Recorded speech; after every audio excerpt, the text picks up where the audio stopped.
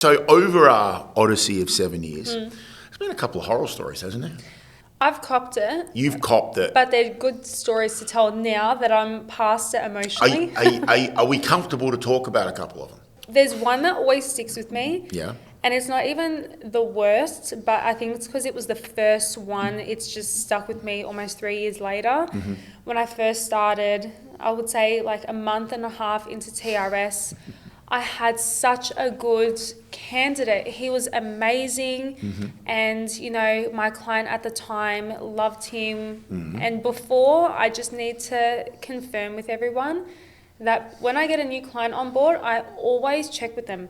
Are you happy with our rates? What are you looking for? I do all my checks to avoid stuff like this from happening, and sent the client a contract on the Friday. He's starting on the Monday. This guy quit his full-time job for this job. Yeah. And then at 3:30 on a Friday, the client's like, I don't want him. I don't want to pay your rates.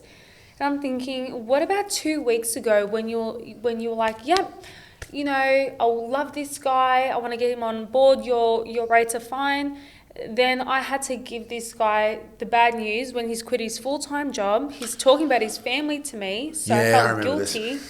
And I just wanted to crawl into a hole. But it is, I guess you always have horror stories, but I guess it's also the way that you deal with them. They're fun after, and they're ultimate learning experiences.